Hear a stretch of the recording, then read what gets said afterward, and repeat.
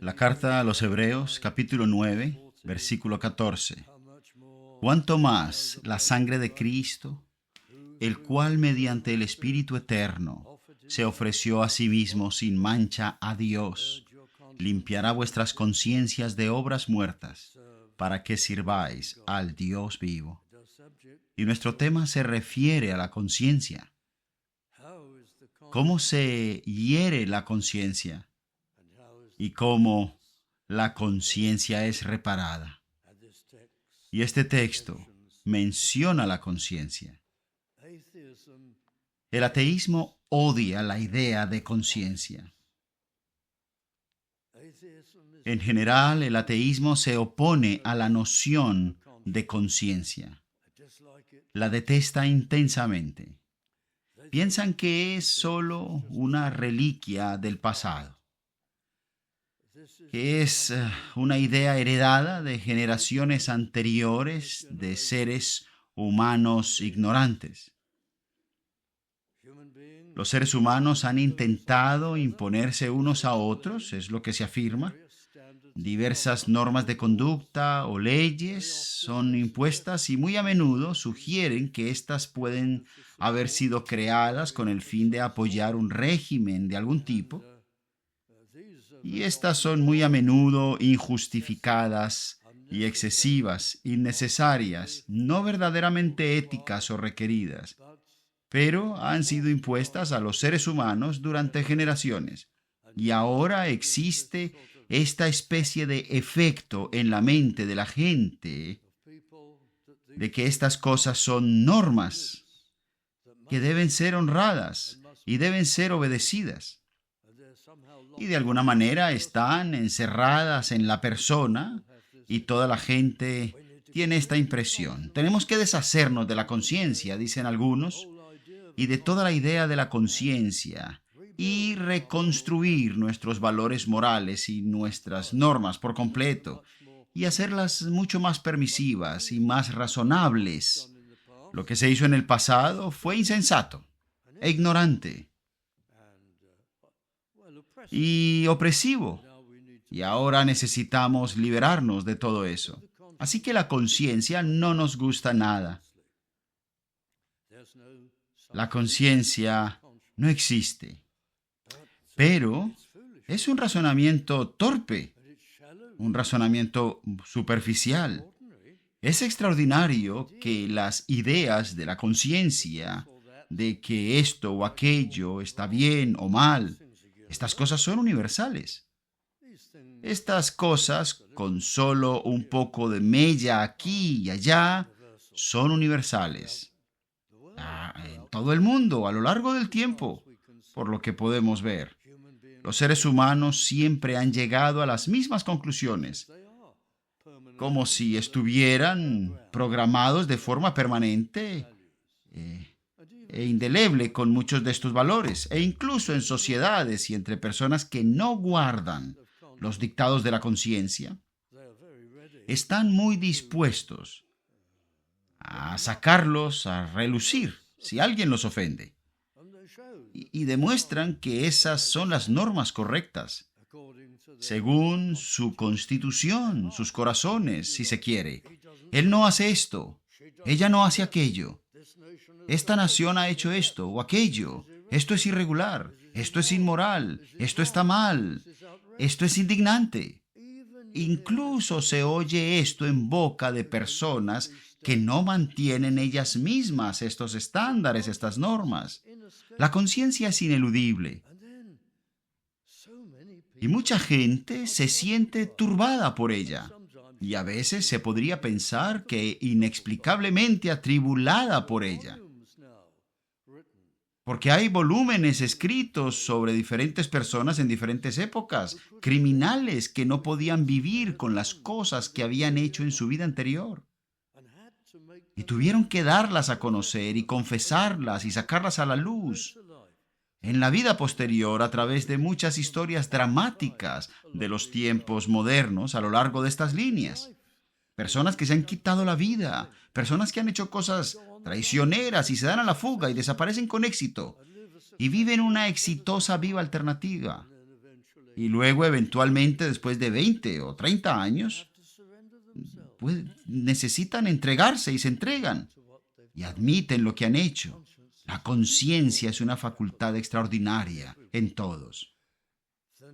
El conocimiento del bien y del mal está en nuestra constitución, está escrito en nosotros, está en nuestro ser. La conciencia es una especie de monitor extraño. Y eso es lo que significa. El término griego traducido conciencia se refiere a la copercepción. El testigo interior no es un conocimiento real del bien y del mal, es el tipo de policía interior o magistrado interior que llama la atención sobre ello, que te hace sentir mal, que te provoca un espasmo de vergüenza o de malestar o de que está mal. Y es ineludible. La conciencia. Todo el mundo posee una conciencia. Muy interesante es la conciencia. Se hace referencia a ella aquí. Cuanto más la sangre de Cristo, el cual mediante el Espíritu Eterno se ofreció a sí mismo sin mancha, es decir, sin culpa, a Dios, purificará vuestra conciencia, la purificará, la limpiará, borrará todo lo que es ofensivo a la conciencia. La gente constantemente tiende a hacer esto por ellas mismas, pero sin éxito. Hay muchas maneras en las que puedes tratar de templar tu conciencia. Desde luego, la manera más común es simplemente ignorarla. Haces algo terrible por primera vez, de forma importante, y lo sientes. Y te sientes mal, o sucio, o culpable, o avergonzado. Y te encoges de hombros, lo ignoras. Y la siguiente vez te encoges de hombros con mayor vehemencia, lo ignoras con mayor vehemencia. Tal vez la tercera vez lo reprimes. Y después de eso la conciencia se debilitará en ese asunto en particular. Y en lugar de abrumarte con su preocupación, de alguna manera solo te dará un empujoncito y cada vez es más débil, menos capaz de manejarte, hasta que finalmente no sientes nada en absoluto. Lo has superado.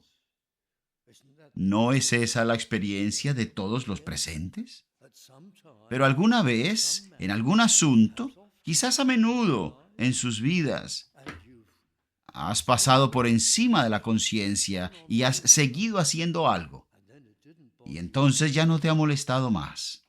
Te sientes libre y lo olvidas. Y la conciencia no avanza más. Así es como funciona. Puedes apalear la conciencia, por así decirlo, volverla inconsciente para que no opere en ese asunto en particular. Ya sea mentiras, ya sea orgullo, ya sea avaricia o lujuria, o un temperamento violento, temperamento hiriente, o ya sea solo egoísmo, o alguna lujuria o acto impuro. Puedes acribillar la conciencia. Es lo más común que se hace, pero no te has librado de ella. Sigue ahí y puede darte muchos problemas. En este mundo lleno de tensiones, entre las muchas tensiones que causan estrés y que nos afectan de diferentes maneras, está la conciencia ahí tranquila. ¿No puedes oírla ahora porque ya no habla? Oh, uno solo se pregunta, y estoy fuera de mi campo con este comentario, pero uno solo se pregunta cuántas enfermedades se deben al estrés, a una conciencia estresada. Esa facultad dentro de ti que está descontenta. ¿Y cuántos problemas puede causar la conciencia? Y a medida que la vida avanza, puede empezar a hablar de nuevo. John Bunyan, Qué gran escritor fue Bunyan. Un hombre de escasa educación formal y asombra por sus logros literarios, el progreso del peregrino. Hubo un tiempo, hace años, en que cada hogar tenía una Biblia y un progreso del peregrino. La Guerra Santa, no tan conocida en estos días, pero igual de grande, y en la maravillosa alegoría de Bunyan, la Guerra Santa, aparece la conciencia. Y Bunyan dio nombres a estas cosas. Y el nombre de la conciencia es el Señor grabador, porque la conciencia recuerda y habrás olvidado el pecado, lo habrás dejado atrás. Pero la conciencia nunca olvida y puede empezar a regresar y puede hacerte sentir muy inquieto y muy incómodo. Y ciertamente regresará de manera importante al final de la vida. Y cuando llegue el momento en que tengas que cruzar del tiempo a la eternidad, y tu alma sea separada de tu cuerpo y sea llevada a la eternidad, tendrás que presentarte ante Dios para ser juzgado. Tu conciencia cobrará vida. Tu memoria cobrará vida. Toda tu vida se reproducirá ante ti como un video asombroso. Y tu conciencia estará diciendo, te lo advertí, te lo advertí, te lo advertí. Todo está ahí. He utilizado a menudo esta ilustración, pero leí sobre un hombre que era todo un erudito. Se convirtió en un profesor en su campo, en su universidad, muy temprano en la vida. Pero cuando era más joven, robó de una biblioteca académica especializada un libro muy raro. Él lo robó y colocó sobre el sello de la biblioteca, dentro de la primera página del libro, su propia estampa, justo en la hoja suelta de la cubierta. Y mandó hacer una pegatina muy lujosa para todos sus libros. Y ahí estaba. Y él la usaba, nunca le enseñó este libro a nadie, pero utilizaba el libro. Y después de algunos años, se lo prestó a alguien del mismo campo y estaban discutiendo aspectos sofisticados de su trabajo en común. Y muy orgulloso le prestó este libro. Y cuando el libro fue devuelto, este erudito hojeó el libro y con horror se dio cuenta de algo. La forma en que él tenía su etiqueta permitía ver el sello del verdadero propietario. Se había filtrado a través de su etiqueta y era obvio que su etiqueta estaba pegada sobre la propiedad de otra persona. Y tuvo que reconocerlo ante este hombre. Estaba tan avergonzado de a quien le había prestado el libro.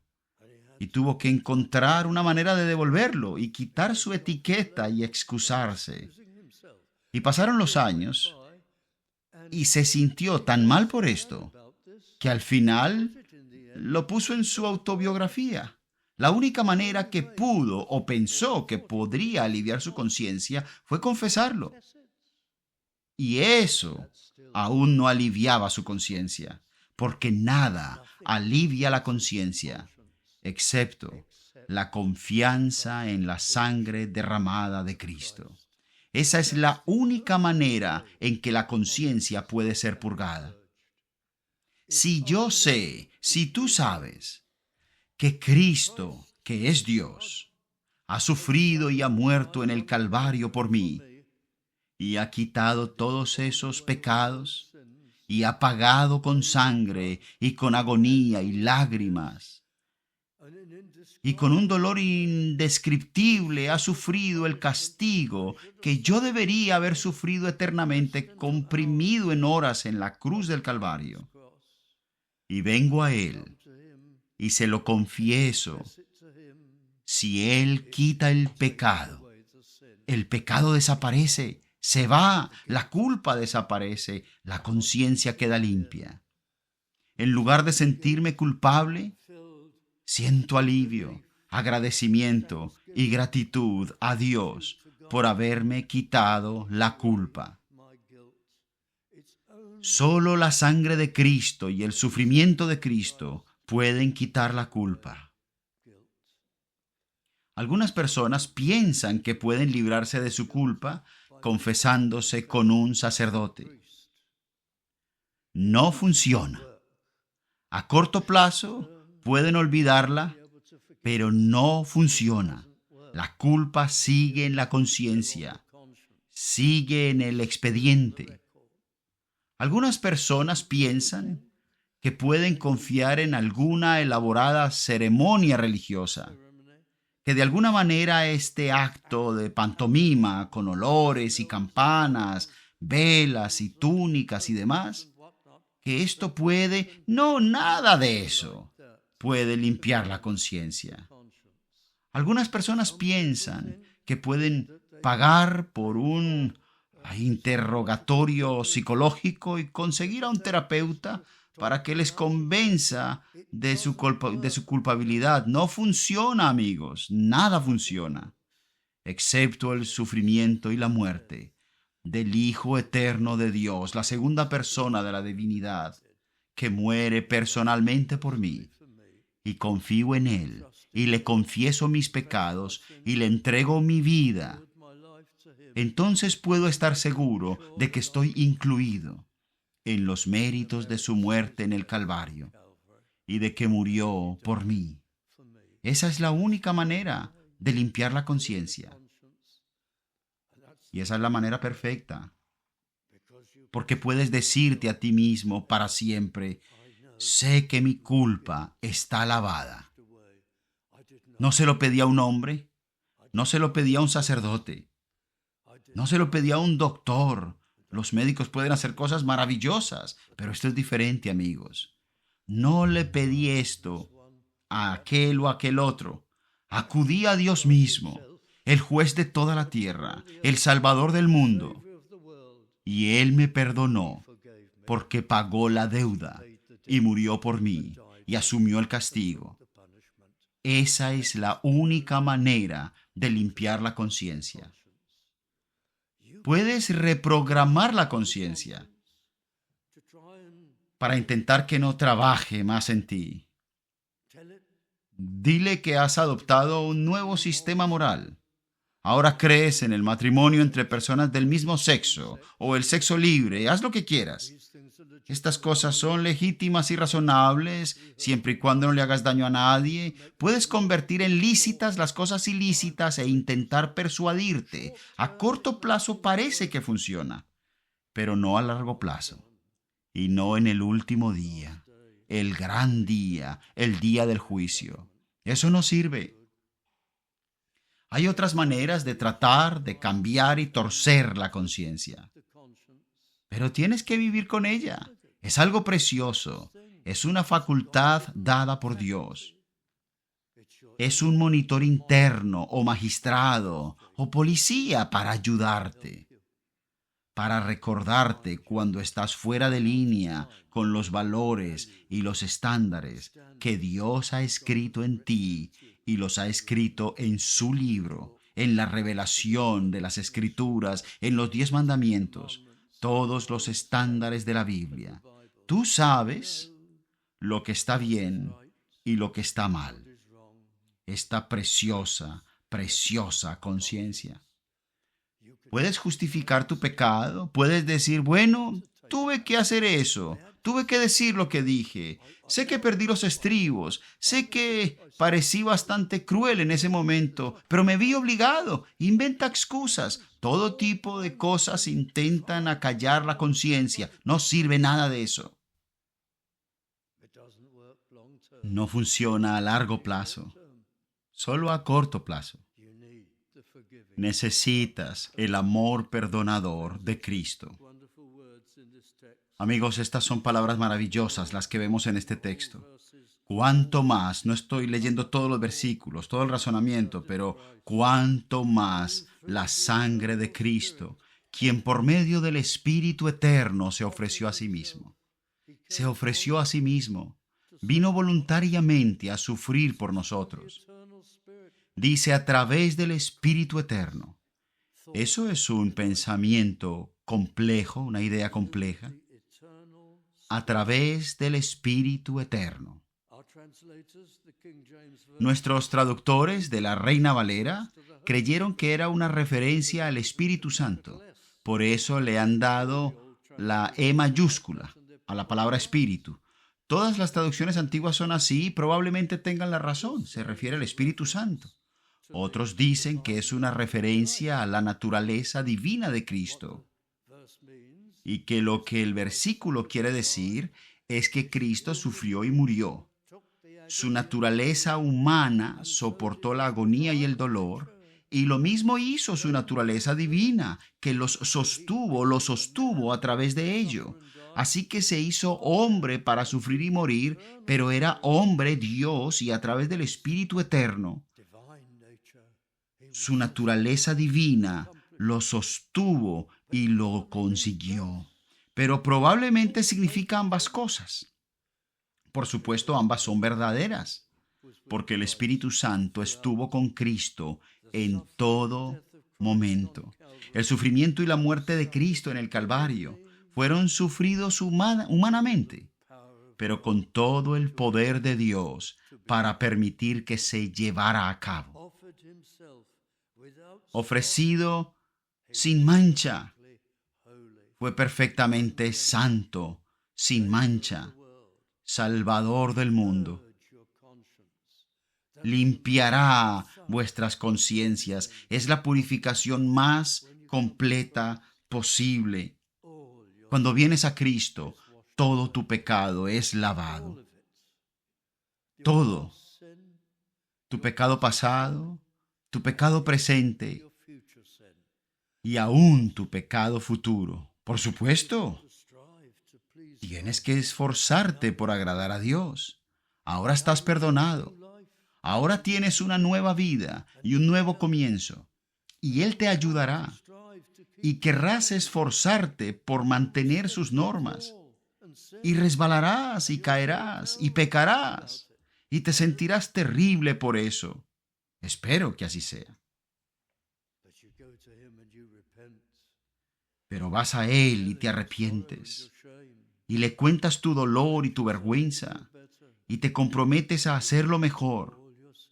Y sabes entonces que todo tu pecado ha sido lavado por lo que Cristo hizo en la cruz del Calvario.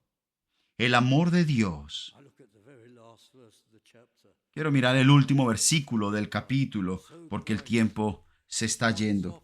Así también Cristo fue ofrecido una sola vez para llevar los pecados de muchos y aparecerá por segunda vez sin relación con el pecado para salvar a los que esperan. Y en el versículo anterior, y de la manera que está establecido para los hombres que mueran una sola vez y después de esto el juicio.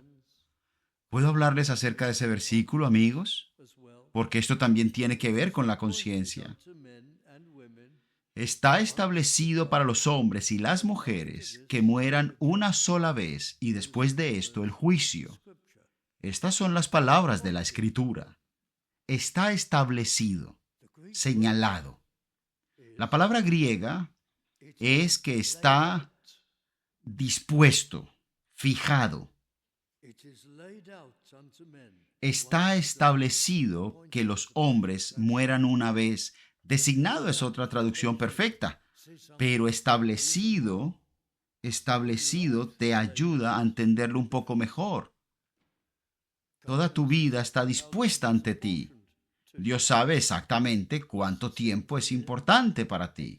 ¿Son 70 años, 80 años, 90 años, o 25, o 30 años?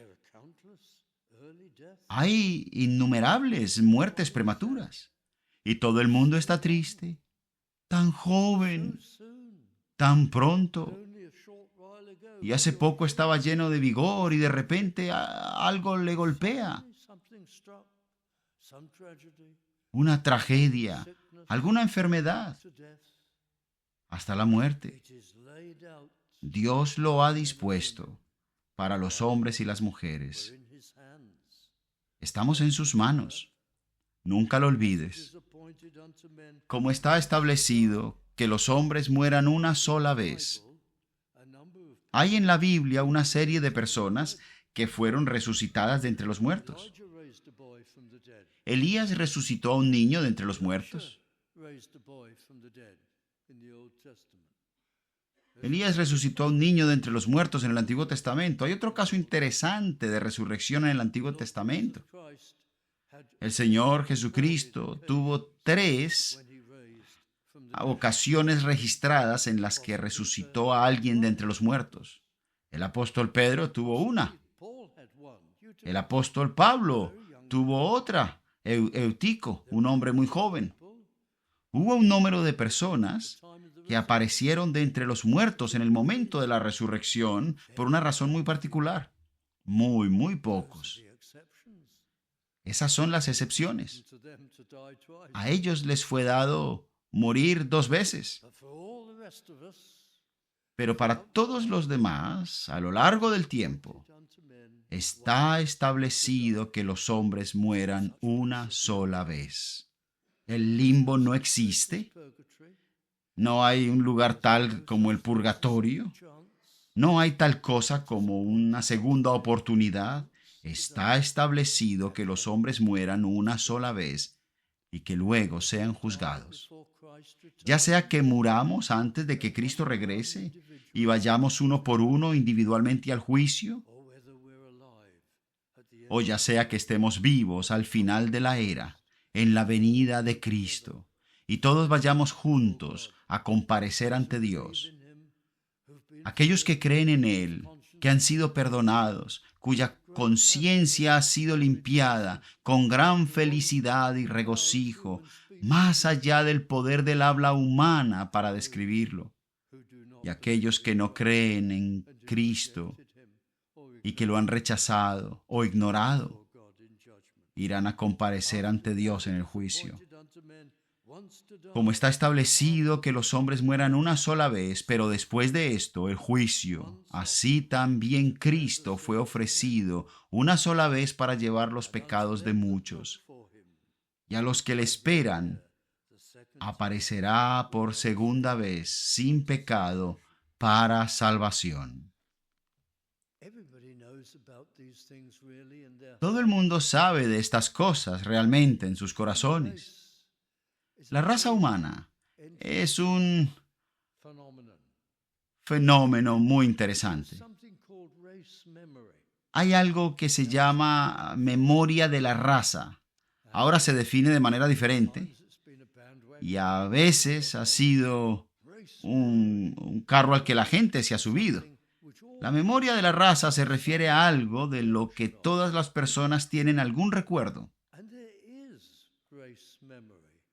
Y hay memoria de la raza en cierto sentido. Por ejemplo, todo el mundo tiene una especie de anhelo o deseo. Puedes decir que es un deseo romántico, que es un deseo inalcanzable, y eso es cierto. Pero todo el mundo tiene ese deseo de perfección. Oh, si pudiéramos estar en un lugar donde el sol siempre brille, donde el clima siempre sea hermoso y la temperatura sea la correcta, y donde no hayan tormentas ni calamidades, y donde todos sean amables y comprensivos y considerados y autocontrolados. Oh, estar en un lugar de gran belleza y placentero. Eso es a veces lo que mucha gente busca en vacaciones. Está ahí, dentro de nosotros. Hay un lugar en alguna parte. Ese es probablemente el recuerdo de la raza, porque había un lugar así. Había un hermoso paraíso para nuestros primeros padres, donde todo era perfecto y todo era felicidad. Pero entonces llegó el pecado y se perdió el paraíso. Pero hay algo en nosotros que lo anhela, que lo desea, que lo recuerda. Podría hablarte de otros casos de esto también. Pero la otra cosa que siempre recuerda es la conciencia. No vayas a la tumba, amigo, con la conciencia lista para ser el primer testigo contra ti en la acusación que mereces ir al castigo. No mueras con la conciencia impura, sin limpiar. Será abierta en aquel gran día. Y así como los libros revelarán todo tu pecado, así la conciencia afirmará, es verdad. Eso es lo que él hizo. Eso es lo que ella hizo. Así era él. Así era ella. Pero ve a Cristo, incluso ahora. Ve arrepentido, sinceramente. Cuéntale tu pecado y tu fracaso. Pídele perdón. Confía en lo que Él hizo en la cruz del Calvario como la única forma de ser limpio, y Él te perdonará y te dará una nueva vida. Y el peso de la culpa y del pecado se alejará de ti. Oremos juntos.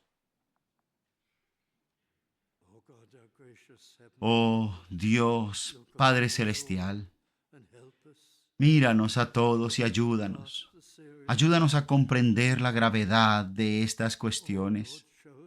Oh Señor, muéstranos en nuestros corazones lo que Cristo ha hecho. Atráenos hacia Él. Y que haya algunos en este edificio esta noche que acudan a ti en oración, que vengan a Cristo, se rindan a Él y lo encuentren ahora y para siempre. Míranos, Señor, te lo pedimos en el nombre de nuestro querido Salvador y por su amor. Amén.